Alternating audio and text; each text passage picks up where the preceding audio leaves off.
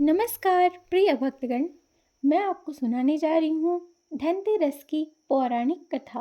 आप सभी भक्तगण इस कथा को बड़े ही श्रद्धा और प्रेम पूर्वक सुने। कार्तिक मास की कृष्ण पक्ष की त्रयोदशी तिथि के दिन धनतेरस का पर्व पूरी श्रद्धा और विश्वास के साथ मनाया जाता है। धन्वंतरि के अलावा इस दिन देवी लक्ष्मी और धन के देवता कुबेर की भी पूजा करने की मान्यता है। इस दिन को मनाने के पीछे धन्वंतरि के जन्म लेने की कथा के अलावा इसके बारे में एक दूसरी कहानी भी प्रचलित है। कहा जाता है एक समय भगवान विष्णु मृत्यु लोक में विचरण करने के लिए आ रहे थे। तब लक्ष्मी जी ने भी उनके साथ चलने का आग्रह किया। तब विष्णु जी ने कहा, यदि मैं जो बात कहूँ तुम अगर वैसा ही मानो तो फिर चलो। तब लक्ष्मी जी उनकी बात मान गई और भगवान विष्णु के साथ भूमंडल पर आ गई। कुछ देर बाद एक जगह पर पहुंचकर भगवान विष्णु ने लक्ष्मी जी से कहा कि मैं जब तक न आऊं तुम यहाँ ठहरो, मैं दक्षिण दिशा की ओर जा रहा हूँ, तुम उधर मत आना। विष्णु जी के चले जाने पर लक्ष्मी के मन में कौतूहल जागा कि आखिर दक्षिण दिशा में ऐसा क्या रहस्य है जो मुझे मना किया गया है। और भगवान स्वयं चले गए। लक्ष्मी जी से रहा नहीं गया और जैसे ही भगवान आगे बढ़े लक्ष्मी जी पीछे पीछे चल पड़ी। कुछ ही आगे जाने पर उन्हें सरसों का एक खेत दिखाई दिया जिसमें खूब फूल लगे हुए थे। सरसों की शोभा देखकर वह मंत्रमुग्ध हो गई और फूल तोड़कर अपना श्रृंगार करने के बाद आगे बढ़ी। आगे जाने पर एक गन्ने के खेत से लक्ष्मी जी गन्ने तोड़कर रस चूसने लगी। उसी क्षण विष्णु जी आए और यह देख लक्ष्मी जी पर नाराज होकर उन्हें श्राप दे दिया कि मैंने तुम्हें इधर आने से मना किया था पर तुम न मानी और किसान की चोरी का अपराध कर बैठी। अब तुम इस अपराध के जुर्म में इस किसान की 12 वर्ष तक सेवा करो। ऐसा कहकर भगवान उन्हें छोड़कर क्षीर सागर चले गए।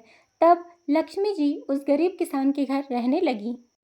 एक दिन लक्ष्मी जी ने उस किसान की पत्नी से कहा कि तुम स्नान करके पहले मेरी बनाई गई इस देवी लक्ष्मी का पूजन करो, फिर रसोई बनाना, तब तुम जो मांगोगी मिलेगा। किसान की पत्नी ने ऐसा ही किया। पूजा के प्रभाव और लक्ष्मी जी की कृपा से किसान का घर दूसरे ही दिन से अन्न, धन, रत्न, स्वर्ण आदि से भर गया। लक्ष्मी ने किसान को धन धान्य से पूर्ण कर दिया। किसान के 12 वर्ष बड़े आनंद से कट गए। फिर 12 वर्ष के बाद लक्ष्मी जी जाने के लिए तैयार हुई। विष्णु जी लक्ष्मी जी को लेने आए तो किसान ने उन्हें भेजने से इनकार कर दिया। तब भगवान ने किसान से कहा कि इन्हें कौन रोक सकता है, यह तो चंचला है, कहीं नहीं ठहरती, इनको बड़े बड़े नहीं रोक सके। इनको मेरा श्राप था, इसलिए 12 वर्ष से तुम्हारी सेवा कर रही थी।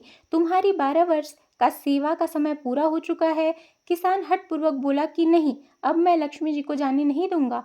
तब लक्ष्मी जी ने कहा कि हे किसान, तुम मुझे रोकना चाहते हो तो मैं जो कह रही हूँ वैसा करो। कल तेरस है, तुम कल घर को लीप पोत कर स्वच्छ करना, रात्रि में घी का दीपक जला कर रखना और सायंकाल मेरा पूजन करना। एक तांबे के कलश में रुपए भरकर मेरे लिए रखना, मैं उस कलश में निवास करूंगी, किंतु पूजा के समय मैं तुम्हें दिखाई नहीं दूंगी। इस दिन की पूजा से वर्ष भर मैं तुम्हारे घर से नहीं जाऊंगी। यह कहकर वह दीपकों के प्रकाश के साथ 10 दिशाओं में फैल गई। अगले दिन किसान ने लक्ष्मी जी के कथानुसार पूजन किया। उसका घर धन धान्य से पूर्ण हो गया। इसी वजह से हर तेरस के दिन लक्ष्मी जी की पूजा की जाती है। शास्त्रों के अनुसार इस तिथि को समुद्र मंथन के समय भगवान धन्वंतरि अमृत कलश लेकर प्रकट हुए थे। इस वजह से इस तिथि को धनतेरस या धन त्रयोदशी तिथि के नाम से भी जाना जाता है। भगवान धन्वंतरि को देवताओं का वैद्य भी कहा जाता है। ऐसे में इनकी पूजा करने से जातक उम्र निरोगी रह सकता है। भारतीय संस्कृति में स्वास्थ्य को ही सबसे बड़ा धन माना गया है, इसलिए इस दिन को राष्ट्रीय आयुर्वेद दिवस के रूप में भी मनाया जाता है। मान्यता है कि भगवान धन्वंतरि को भगवान विष्णु का अंश माना जाता है और इन्होंने ही संसार में चिकित्सा विज्ञान का प्रसार और प्रचार किया था।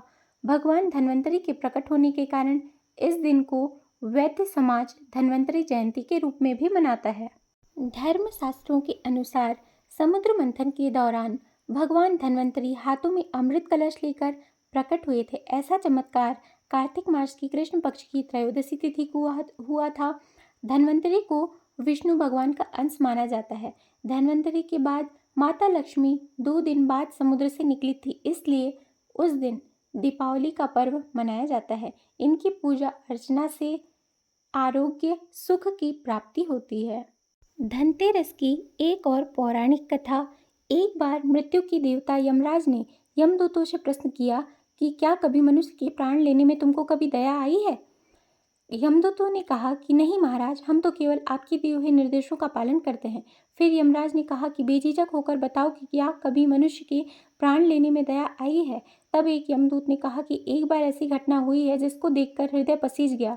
एक दिन हंस नाम का राजा शिकार पर गया था। वह जंगल के रास्ते से भटक गया और भटकते भटकते दूसरे राजा की सीमा पर चला गया। वहाँ एक हेमा नाम का शासक था। उसने पड़ोस के राजा का आदर सत्कार किया। उसी दिन राजा की पत्नी ने एक पुत्र को भी जन्म दिया। ज्योतिषों ने नक्षत्र ग्रह के आधार पर बताया कि इस बालक की विवाह के 4 दिन बाद ही मृत्यु हो जाएगी। तब राजा ने आदेश दिया कि इस बालक को यमुना तट पर एक गुफा में ब्रह्मचारी के रूप में रखा जाए और स्त्रियों की परछाई भी वहां तक नहीं पहुंचनी चाहिए। लेकिन विधि के विधान को कुछ और ही मंजूर था। संयोगवश राजा हंस की पुत्री यमुना तट पर चली गई और वहां राजा के पुत्र को देखा। दोनों ने गंधर्व विवाह कर लिया। विवाह के 4 दिन बाद ही राजा के पुत्र की मृत्यु हो गई। यमदूत ने कहा कि उस नवविवाहिता का करुण विलाप सुनकर हृदय पसीज गया। सारी बातें सुनकर यमराज ने कहा कि क्या करें, यह तो विधि का विधान है और मर्यादा में रहते हुए यह काम करना पड़ेगा। यमदूतों ने पूछा कि क्या कोई ऐसा उपाय है जिससे अकाल मृत्यु से बचा जा सके।